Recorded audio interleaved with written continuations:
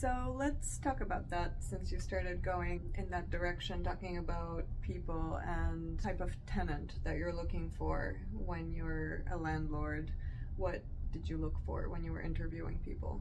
Well, first of all, you need to find people who can afford to pay the rent. That's number one. That right? is number one, and I'd say the most important one. Then you're looking for people for whom the place that you you're renting out, is the place that they will like to be. That it's a good fit, that long term. I have one of the buildings is near a school, so people who rent from me tend to have small children. And then when the children get to be school age, they can walk to school. So that is a very desirable amenity. So I use Zillow Rental Manager. It has a lot of tools for landlords when I find my own tenants, and that allows you to send them a link to an application. So there's an application that tenants fill out that comes with a background check and a criminal check. So you can check for people if they have prior evictions. So obviously you don't want to rent to people who have been evicted before. Then also any kind of criminal activity, you can screen for that relatively easily. And then you can also look at what their income is, and there is a rule of thumb for income is that what their salary is per month should be 3 times of what the rent is. At least you have an idea that this will be affordable for people. Mm-hmm. So you used to do this yourself. You used to screen people yourself, and you used to manage your properties yourself. Mm-hmm. But after how many years did you hire a management company, and how does that work? And would you ever manage the properties yourself again? Mm-hmm. So I hired a property management company for the first time after I was abroad in Portugal, and my building experienced a huge plumbing failure.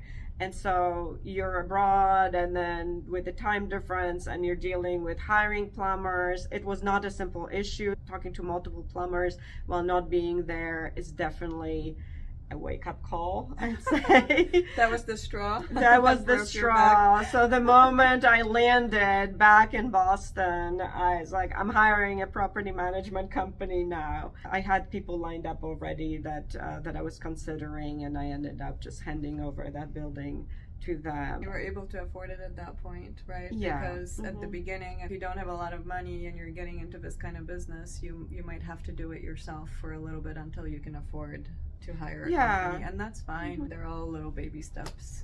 Yeah, and then it depends on, again, like what state the building is at, and then also your own personal kind of lifestyle, because if you're living in the building, then it's easier for you to bring in contractors and make sure that the doors are open and so on. If you're remote, then obviously that is much, much harder. Another reason for hiring a property management company, and this is also something that I learned, is that because they do have a network of contractors that they work with and plumbers, is that every time something breaks, you don't have to find a new person or say like, oh, I've never hired an electrician or needed to hire an electrician.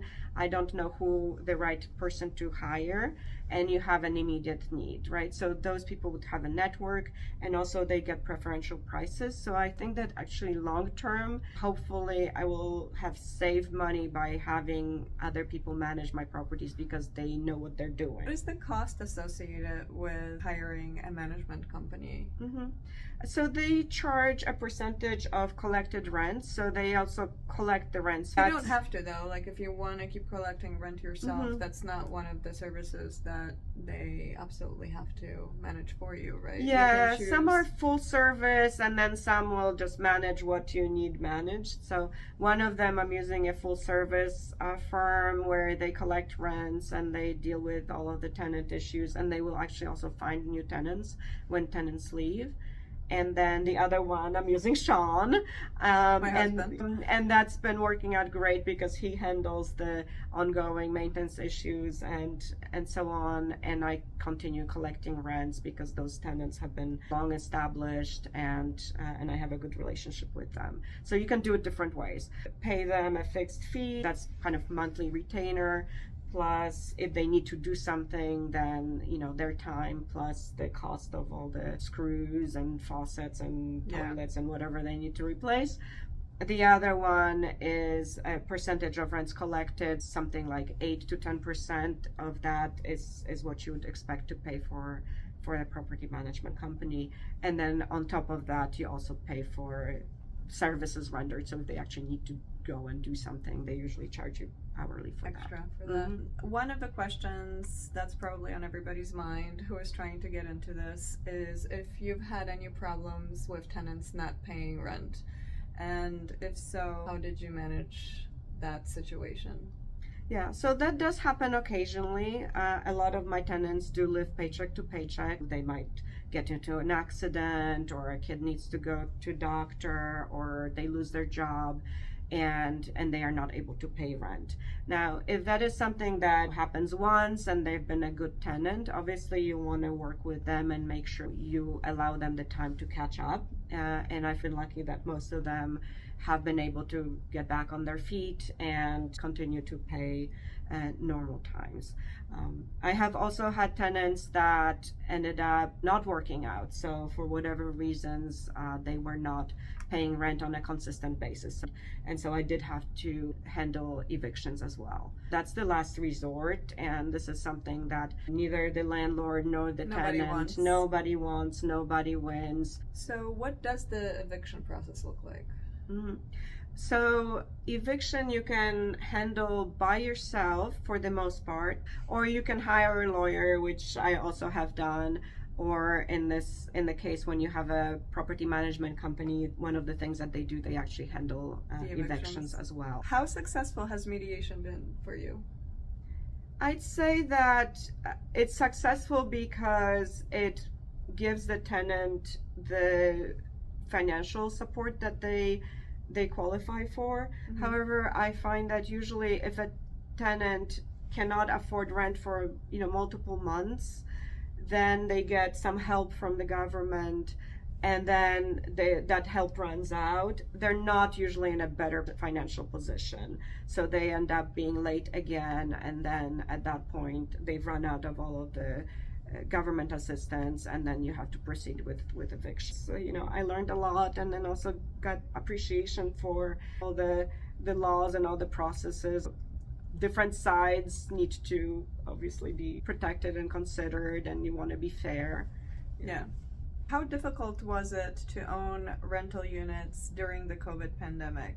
And were you still able to collect rent during the moratoriums, or how did that look for you? Yeah, so I think I was fairly lucky that most of my tenants were able to make rent, partly because they were still paying even mm-hmm. during the moratorium? Yeah, I mean, it wasn't like, oh, there's a moratorium, therefore, we don't have to pay rent. I mean, the moratorium was really just for processing evictions, and as we talked before, is nobody wants to go through an eviction, and so if you you weren't able to evict anyone even if you had to during the COVID pandemic, yes, right? That is correct. However, that was a few months that the moratorium was in place. How many months? I think that it got extended and extended, so I think probably overall like 9 months to a year. Yeah. I think it was more like a year, mm-hmm. Yeah, but on the flip side, there was the direct payment, cash payments to people that allowed them to meet rent. There was also the RAFT program, which is the program that a lot of my tenants rely on from time to time. That got funded quite heavily from the federal government, so they had more funding available for them. It was not like as dire as it could have been. Maybe to those who don't know what the RAFT program is all about, do you want to just explain a little bit how that works? Yes. So the RAFT program is basically rental assistance for people who have problems making rent. So is it a state government assistance or federal assistance? I think it's a state program, and different cities do it differently. So it's administered through different community support networks.